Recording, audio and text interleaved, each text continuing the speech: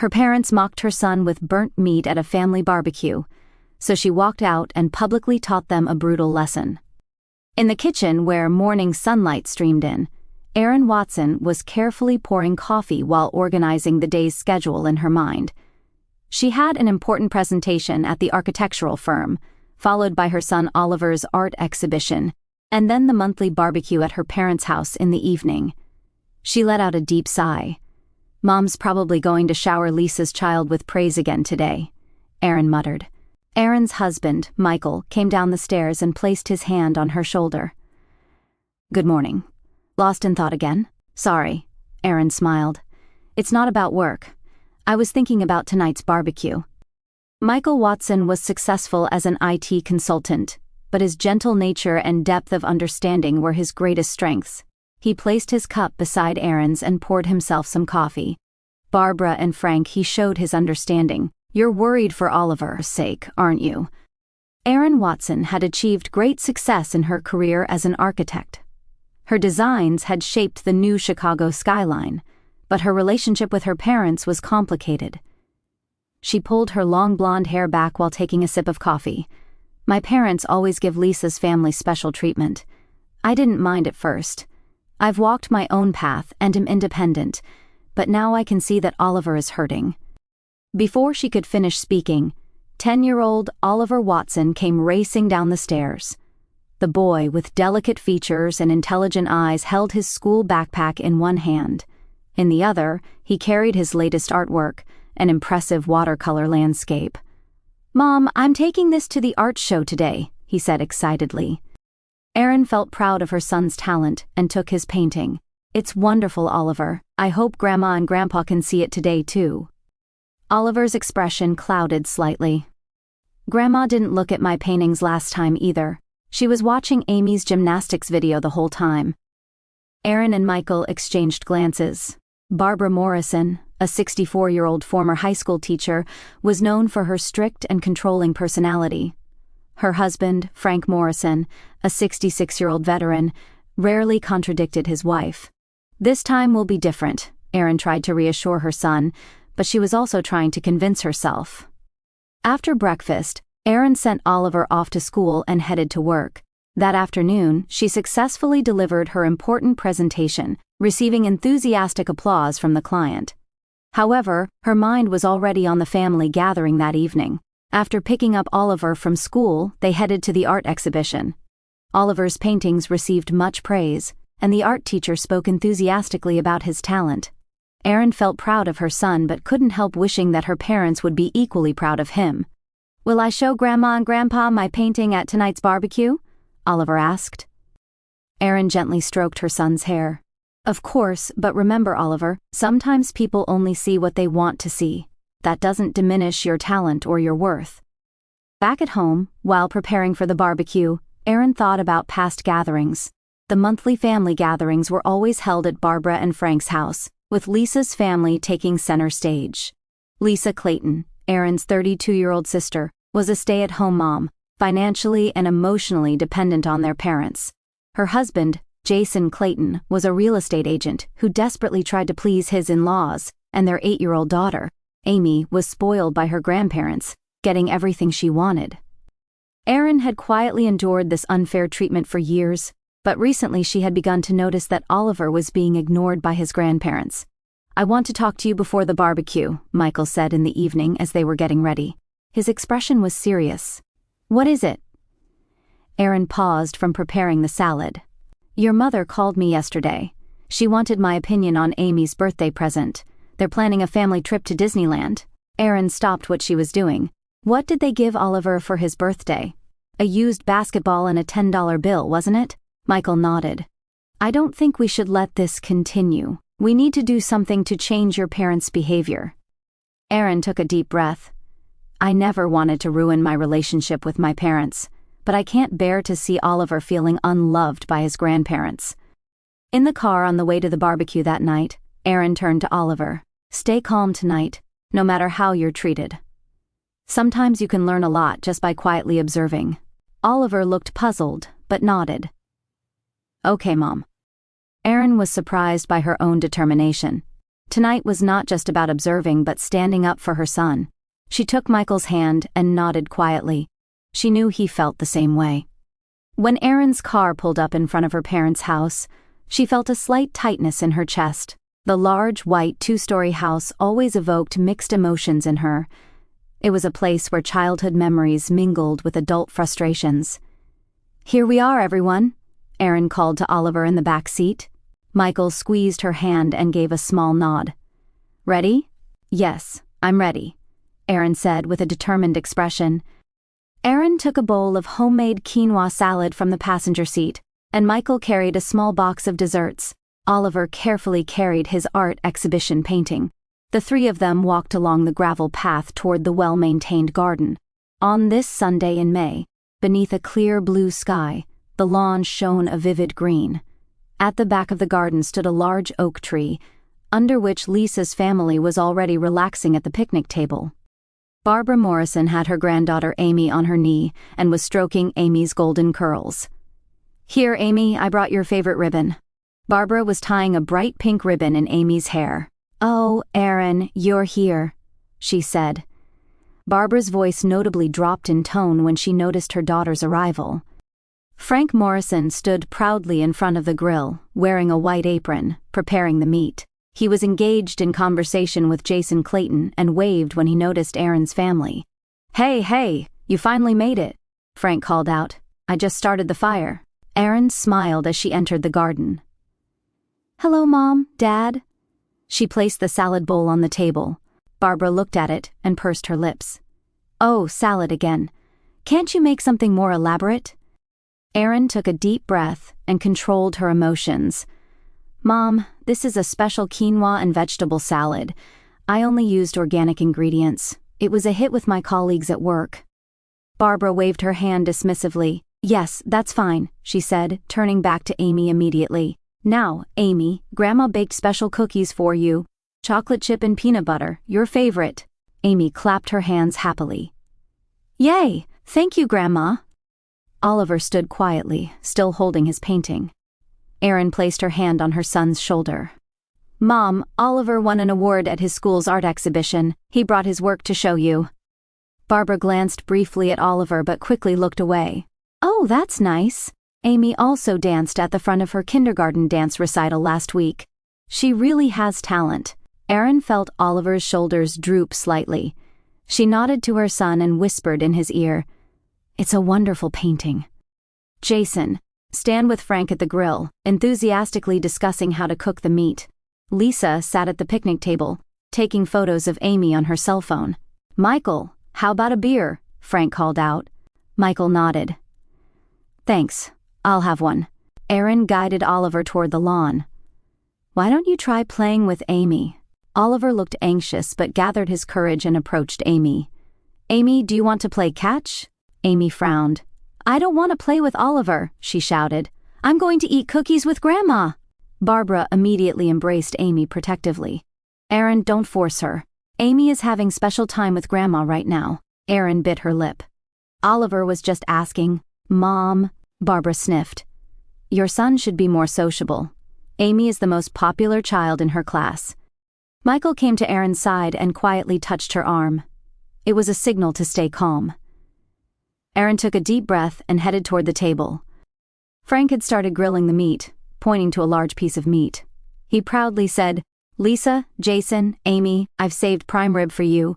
It's top quality. I got it from a special shop," Lisa said happily. "Thanks, Dad. Amy loves meat." Erin frowned. "Dad, what will Oliver get?" she asked. Frank hesitated a bit. "Oh, of course, he'll get steak too," he said, but his eyes didn't meet Erin's. He quickly changed the subject and began asking about Jason's recent real estate deals. As time passed, the meal preparations were completed.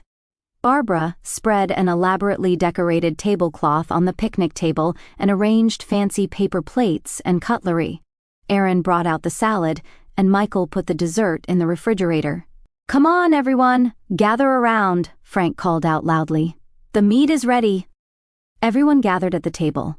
Frank proudly brought the meat. In front of Amy was a perfectly cooked, tender-looking prime rib. Lisa and Jason also received juicy, beautifully pink meat. When Frank placed a plate in front of Oliver, Aaron froze in shock. On Oliver's plate was a blackened, burnt piece of meat. The edges were charred, and even the center was brown and overcooked. "Dad, what is this?"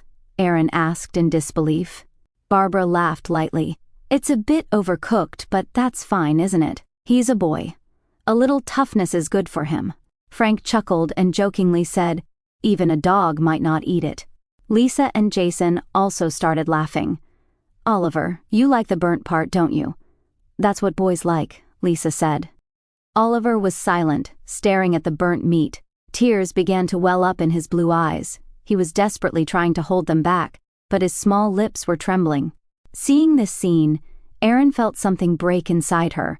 She slowly stood up and said in a calm voice, "This is unacceptable." The table suddenly fell silent. "What do you mean?" Barbara asked. "This meat," Erin pointed to her son's plate. "Oliver, you don't have to eat it." "But what a waste," Barbara cried. "In our day, we ate with gratitude, even if it's a bit burnt. It's still food. Everyone else's meat is perfectly cooked," Erin pointed out calmly. "Why is Oliver the only one given meat like this?" Frank shrugged. "It just happened that way. I'll be more careful next time." Erin looked at Oliver. Tears were finally falling from his eyes. Seeing this, something inside Erin made a decision. She slowly stood up, took Oliver's plate, and threw it in a nearby trash can. Then she quietly declared, "Michael, Oliver, we're leaving." "Wait a minute, can't you take a joke?" Frank protested. "It's just a barbecue. Don't make such a big deal out of it." Erin turned back and said in a quiet but powerful voice, "This isn't a joke. It's abuse of my son. You may not realize it, but you treat only Amy specially and always put Oliver second. You show no interest in his art, don't celebrate his successes, and today you gave him burnt meat and made fun of him. Today is the last day of that." Barbara's face flushed. "You always overreact. You're too sensitive." "This isn't an overreaction. If anything, my reaction is long overdue," Erin responded calmly. She took Oliver's hand, and Michael stood up and placed his hand on Oliver's shoulder. "For years, I've pretended not to see your unfair treatment, but it's over now." Lisa stood with her mouth open, at a loss for words. Jason looked uncomfortable, glancing at Frank and Barbara. Only Amy, not understanding the situation, continued happily eating her prime rib. Erin's family quietly left the garden and headed to the car. No one tried to stop them. In the car, Oliver asked in a small voice, "Mom, did I do something wrong? Were Grandpa and Grandma angry?" Erin sat next to her son and held him tightly. "Absolutely not. This is Grandma and Grandpa's problem. You did nothing wrong. You're a wonderful child." Michael, starting the car engine, looked at Erin and Oliver in the rearview mirror. "It's okay, champion. Sometimes even adults make mistakes, but don't worry. Mom will fix this." Erin gently wiped the tears from Oliver's cheek. "But don't worry, I'll fix this, I promise." As the car slowly pulled away, Erin looked at her parents' house through the window. A new determination was growing within her. Erin's family car drove quietly along the night road.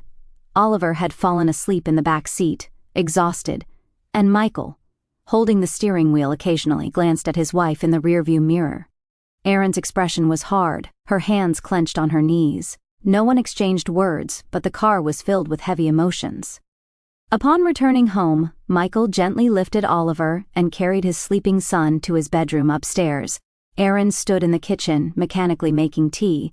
Her mind was full of the events at the barbecue. When Michael came down the stairs and entered the kitchen, Erin was leaning on the counter, letting out a deep sigh. "How's Oliver?" she asked, without turning around. "Fast asleep." Michael placed his hand on her shoulder. "He was tired today." Erin finally turned and looked into Michael's eyes. Her eyes were moist with anger and sadness. "I made tea," she said, her voice small and trembling. They sat on the sofa in the living room, holding cups of warm chamomile tea. After a moment of silence, Erin finally spoke.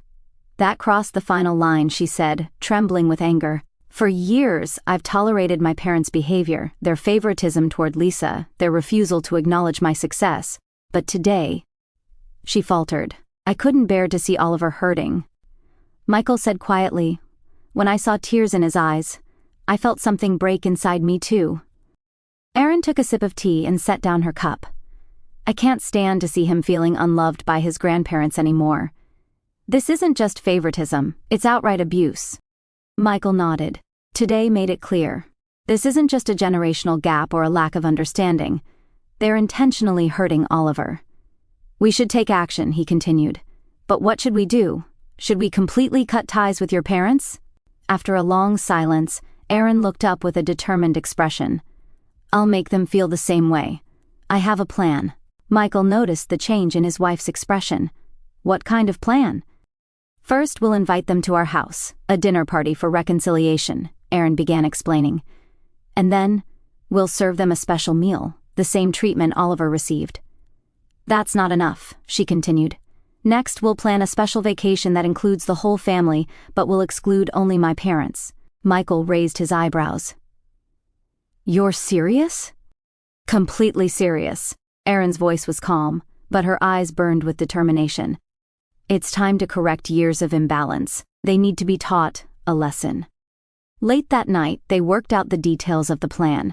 Michael understood Erin's anger and promised to support her. They shared Erin's feelings of having suffered from her parents' unfair treatment since childhood. The next morning, Erin got up early and immediately put her plan into action. After Oliver went to school and Michael headed to work, she began making phone calls. The first call was to her chef friend, Carlos Sanchez, at the upscale restaurant Lucille.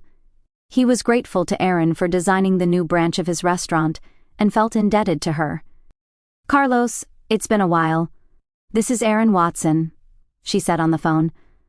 I'm planning a special dinner party, but I have an unusual request. She explained the situation to Carlos and talked about her plan.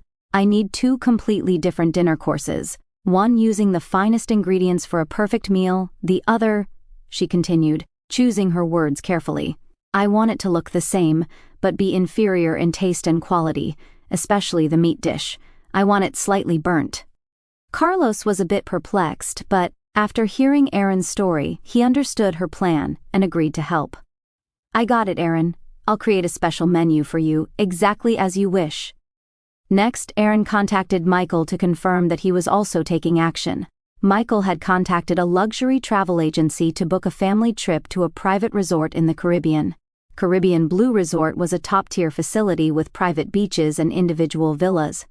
The reservation is confirmed, Michael reported over the phone. The first week of next month, 7 nights and 8 days. I secured a large villa that can accommodate the entire family except your parents. Erin nodded with satisfaction. Perfect. I'll contact all the relatives now. In the afternoon, Erin sent special electronic invitations to all relatives except her parents and Lisa's family, Erin's uncles and aunts, cousins, and Michael's family as well. The invitation for a special family reunion party in the Caribbean included photos of the luxurious resort, with a note saying, "Please keep this a secret from Barbara and Frank, as there is a surprise element." Responses began arriving immediately. Many relatives excitedly confirmed their participation. A message from Erin's Aunt Karen was also attached. I won't tell Barbara. We've been concerned about how she treats Oliver for a long time. By the time Michael returned from work and Oliver came back from school, Erin was still in her study making plans. Oliver came into the room and peeked over his mother's shoulder. Mom, what are you doing? He asked curiously. Erin closed the screen and turned to her son with a smile. Just making some plans. She gently stroked his hair. Sometimes, Oliver, people need to accept the consequences of their actions. This is an adult matter, so don't worry about it. Oliver seemed to be trying to understand his mother's words. Is it about Grandma and Grandpa? Erin was surprised by her son's perceptiveness. Yes, but don't worry, Mom will make everything better. She gave him a reassuring smile. How's your homework? Need help? 2 weeks later, all preparations were complete. Erin took a deep breath and called her parents. Mom, when Barbara's voice came through the phone, Erin tried to keep her voice calm. Hello, Mom, she said gently. I have a suggestion for you. After the incident at the barbecue the other day, I'd like to host a special dinner party to repair our relationship. It will also be an opportunity to show you our new house. On the other end of the phone, Barbara seemed to hesitate. Well, that's nice. But you were so angry. Yes, I was angry, Aaron admitted, but thinking about Oliver, I believe family bonds are important. He needs a good relationship with his grandparents. Barbara was silent for a moment, but finally agreed. Of course, we should get along as family. I'll let Frank know. Aaron proceeded with the conversation as planned. Lisa's family has other plans, so they can't come, so let's make it a special night just for us. It's a shame Lisa and Amy won't be there. Barbara's voice clearly showed her disappointment. Aaron smiled and responded calmly, but that will give you and Oliver more time to get to know each other better. He really wants to know you better. After hanging up, Aaron reported to Michael. They're coming next Friday, 7:00 p.m. Michael embraced his wife's shoulders. Are you ready? No regrets? Aaron shook her head. No regrets. This isn't revenge, it's a lesson to help them understand the weight of their actions. On the day of the dinner party, Aaron and Michael's house was perfectly prepared. Beautiful flowers adorned the table in the dining room, and soft jazz music flowed through the room. Carlos and his assistant had entered through the back door, and were making final preparations in the kitchen. Aaron placed an expensive bottle of wine on the table and said to Michael, Carlos has prepared the food according to my instructions. The main dishes look the same, but... She smiled slightly. Michael took his wife's hand. You're really going through with this? Of course, Aaron said with determination. Tonight, they will learn a lesson, and tomorrow, the real sanctions begin. She gazed at her parents' seats at the dining table. They looked like the luxurious table settings for everyone else, but hidden there was the special hospitality that only they would receive. The doorbell rang, and Aaron took a deep breath and headed for the door. At 7:00 on Friday evening, Aaron was looking out the large living room window. She wore a dark blue dress, her hair beautifully styled up. The outdoor lights installed in the garden cast a soft light into the evening darkness. Michael came down the stairs and stood beside her. He was wearing a fine navy suit. Nervous? He asked gently. Aaron shook her head slightly. Not nervous. Just want to make sure this is the right thing to do. Michael placed his hand on his wife's shoulder. What you've decided is right. They need to understand what their actions lead to. Oliver was in the kitchen, curiously observing Carlos's assistant. He was wearing a neat shirt and pants, looking a bit more grown-up than usual. Boss, everything is ready. Carlos emerged from the kitchen to report, dressed in a white chef's coat. He exuded a professional air. I've prepared the food as instructed. Aaron smiled appreciatively. Thank you, Carlos. I truly appreciate your help. The doorbell rang, and everyone in the room froze for a moment. Aaron took a deep breath and headed for the entrance. Opening the door, she saw Barbara and Frank Morrison standing there. Barbara wore a beige dress with a pearl necklace. Frank was in a gray suit. Both looked a bit tense. Good evening, Aaron said in a calm voice. Welcome. Good evening, Aaron. Barbara smiled slightly. We brought this. She offered a bottle of wine. Aaron accepted the bottle and invited them into the house. Thank you. Please come through the living room to the dining area. Barbara and Frank stepped into the spacious living room and admired the high ceilings and the view from the large windows. Modern, elegant furniture was arranged throughout. An abstract artwork adorned the walls. My, what a lovely home, Barbara exclaimed in surprise. You two have really succeeded to afford such a fine house. Aaron smiled. Yes, it's the result of hard work. My architectural business is doing well, and Michael's IT consulting is expanding. Frank looked at the view outside the window and nodded appreciatively. Impressive view. Must be a great investment as real estate, too. Michael approached to greet them. He politely extended his hand and said, Welcome. Oliver also appeared from behind the adults and gave his grandparents a small wave. Hello, Oliver, Barbara said somewhat awkwardly. How are you? Oliver glanced at his mother before quietly answering, I'm fine, thank you. Aaron clapped her hands lightly. Now, shall we proceed to the dining room? She led the group. The dining room had a beautifully decorated table, with silver cutlery and crystal glasses gleaming. An elegant chandelier hung from the ceiling, under which Michael and Oliver were already seated. The entire room was bathed in warm light, with soft classical music playing in the background. "Please sit here." Erin guided Barbara and Frank to one end of the table. She herself sat next to Oliver, while Michael sat on the opposite side of the table. Erin poured the wine and proposed a toast. "To family bonds," she said quietly. Everyone clinked glasses and took a sip of their drinks in a slightly awkward atmosphere. "How are Lisa and Amy?" Erin started the conversation. Barbara's expression brightened. "Oh, they're doing very well. Amy has started ballet lessons. She seems to have talent. Her teacher was praising her." Erin smiled. "That's wonderful." She placed her hand on Oliver's shoulder. "Oliver also won first prize in the school art contest last week." Barbara and Frank looked a bit surprised. "Oh, that's... Congratulations," Frank said, but there was no enthusiasm in his voice. At that moment, Carlos and his assistants brought out the appetizers. Beautiful appetizers, smoked salmon gazpacho with arugula salad, were placed in front of Michael, Erin, and Oliver. The colorful dishes looked like works of art. However, in front of Barbara and Frank were placed cold canned soups. They were brown liquids with a thin layer of oil floating on the surface. "What is this?" Barbara asked in confusion. She was comparing her plate with those around her. Erin responded as if nothing was wrong. "Oh, canned soup. I bought it on sale at the supermarket. It might be a bit old, but it's still edible." Frank frowned. "What are the others eating?" He pointed to Michael's plate. "We have special appetizers," Erin answered. "Carlos made them especially for us, but don't worry, the main course will be coming soon." Barbara had a puzzled expression but took her soup spoon and took a sip. She grimaced. "This has hardly any taste, and it's cold." Erin shrugged. "Is that so?" "I can't tell, but it's edible, isn't it?" Oliver quietly ate his appetizer while carefully observing his grandmother's reaction. Michael took a sip of wine and exchanged glances with Erin.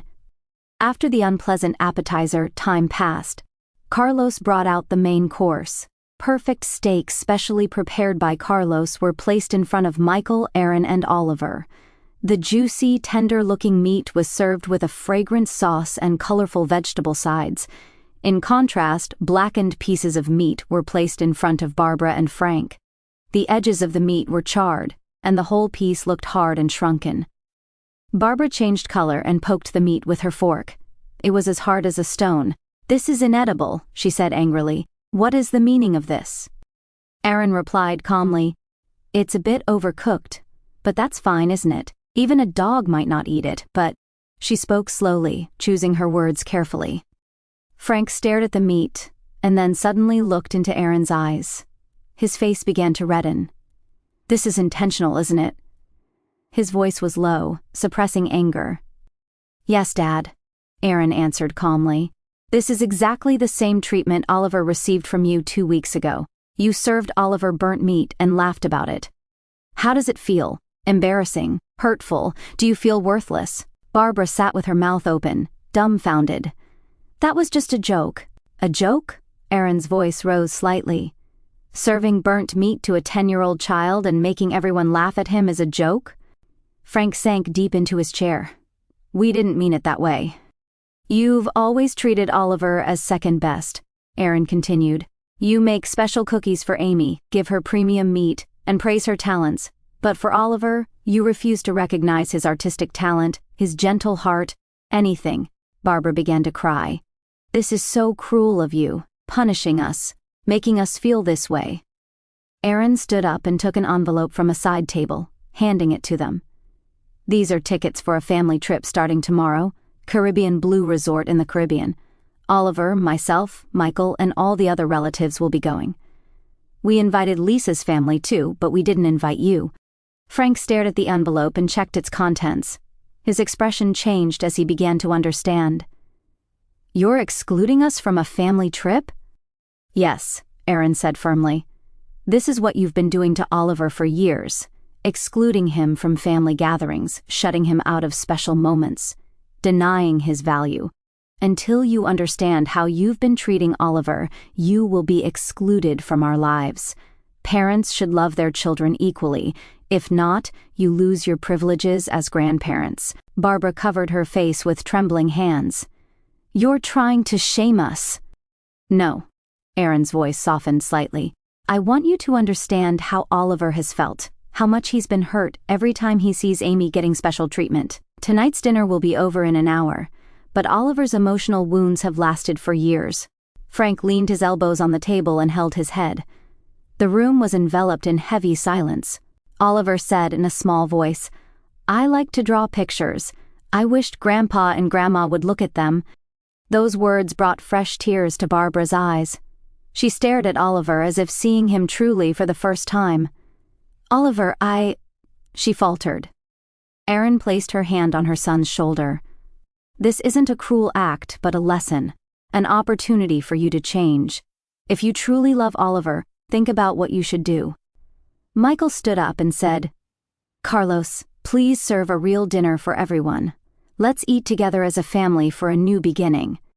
Carlos brought new dishes from the kitchen. This time, the same beautiful food was served to everyone. However, the atmosphere of the evening had changed. Barbara and Frank ate silently, occasionally staring at Oliver. In their eyes floated new emotions, shame and regret. Aaron took a sip of wine and gazed at the night sky outside the window. In her heart, justice was being realized. Tomorrow, they would head to the Caribbean, leaving only her parents behind, and during that time, they would have time to think. She smiled as she watched Oliver happily eating his meal. A photo of Aaron, Michael, Oliver, and relatives, smiling against the backdrop of the Caribbean, turquoise blue sea and white sand beaches. Aaron posted the photo on social media with the caption, "Best family vacation, #lovingfamily, #Caribbean memories." A month had passed since the trip, but warm memories came flooding back each time she looked at the photo. Aaron put down her smartphone and stood by the window, gazing at the garden. The Caribbean trip had been a wonderful experience. Oliver had built sandcastles with his cousins, enjoyed snorkeling, and every day had been an adventure. Aaron's aunts and uncles also seemed to relax more freely without Barbara and Frank present. "Mom, look!" Oliver burst into the living room, showing his new painting. It was a vibrant watercolor of tropical fish they had seen during the trip. "I'm entering it in the school exhibition." Aaron took her son's work and smiled.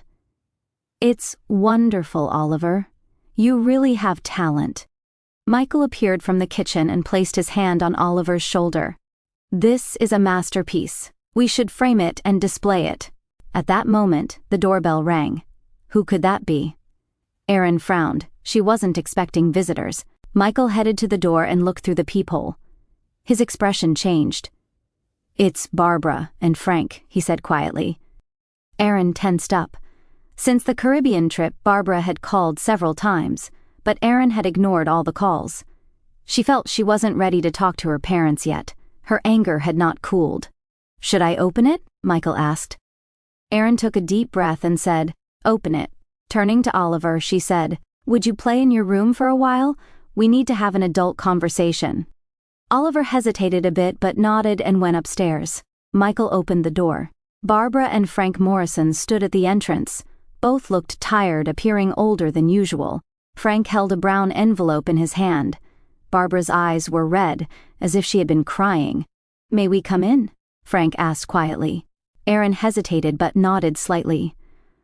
"Please do." The two entered the living room. Barbara didn't try to sit on the sofa but stood in the center of the room, staring at Aaron. "What do you want?" Aaron asked coldly. Her voice still contained anger. Barbara was tearful. "We understand what you were saying, Aaron." Her voice trembled. "We were wrong, terribly wrong." Frank stood beside his wife and placed his hand on her shoulder. "We've had time to think about many things," he said. "What you did to us was justified. We deserved it." Aaron crossed her arms and said, "Yes, you did deserve it." Frank opened the envelope and took out a letter. His hand was shaking slightly. "This is our apology and promise," he said as he began to read. "Dear Aaron, Michael, and especially Oliver, we acknowledge that for years we have unconsciously treated you unfairly. We have favored Lisa's family and hurt Oliver. We are ashamed." Frank paused for a moment and cleared his throat. "We only gave special attention to Amy and didn't try to see Oliver's talents and uniqueness. For the first time, through the experience you gave us, we understood how hurtful our actions were. When we heard about the family vacation that didn't include us, we felt the pain of exclusion for the first time." Barbara spoke up. "I saw your photos on social media every day, everyone looking so happy, and I thought, so this is what Oliver has been feeling." Frank continued, "We promise to change from now on. If you'll forgive us, please give us the opportunity to repair our relationship with Oliver and become true grandparents. We've also started family therapy. Please give us another chance to start over." After he finished reading the letter, the room was enveloped in silence. Aaron's stern expression softened slightly. "We want to apologize to Oliver too," Barbara said softly. "In person." Aaron thought for a moment and exchanged glances with Michael. Michael gave a small nod. "Oliver?" Aaron called toward the stairs. "Could you come down for a moment?" Oliver carefully came down the stairs. He looked a bit nervous when he saw his grandparents. Barbara slowly knelt down to Oliver's eye level. There were traces of tears on her face. "Oliver, Grandma, and Grandpa did something very bad. We didn't treat you specially, and we didn't recognize your wonderful talents." She took his hands. "You are a wonderful child, and we love you. Can you forgive us?" Oliver thought for a moment and asked with a serious expression, "Will you give me steak instead of burnt meat too?" The tension in the room dissolved instantly. Frank couldn't help but laugh, and, while holding back tears, he said, "I promise, champion, I'll cook you the most delicious steak in the world. In fact, I'll teach you how to cook if you want. And will you show me more of your paintings?" Barbara added. "I want to display them in Grandma's living room." Oliver, looking a bit embarrassed, slowly nodded. "Okay." Aaron felt a warmth in her chest. She looked at Barbara and Frank and smiled. "Rebuilding our relationship will take time, but let's move forward step by step." Several months later, the Morrison family had changed significantly. Barbara and Frank attended weekly family therapy sessions and began to understand their behavior patterns and how they had been formed. Barbara in particular made an earnest effort to change. She began to recognize that her controlling personality had been influenced by her own mother. Lisa was initially angry about Aaron's actions. "How could you humiliate our parents like that?" she protested. However, witnessing the change in her parents, she also began to reconsider her dependent relationship with them. "I've been spoiling Amy too much," Lisa confessed to Aaron one day. "You are right." When autumn came, the entire Morrison family gathered at Frank and Barbara's house without the previous tension. The table was filled with laughter. Barbara baked special cookies equally for Amy and Oliver, and proudly displayed both children's recent works, Oliver's paintings and photos from Amy's dance recital. Frank had taken up woodworking as a hobby after retirement, and was teaching Oliver the basics. They built a small birdhouse together, and placed it in the garden. A new bond was forming between grandfather and grandson. Every Sunday, Barbara baked special cookies for Oliver and praised his artistic talent. "You'll be a famous artist someday," she would say, and display his latest work on the refrigerator. Seeing the change in her family, Aaron was convinced that her actions had been right. Sometimes tough love is necessary. She stood by the window, quietly smiling as she watched Frank and Oliver playing in the garden. The wounds had healed and family bonds were stronger than before.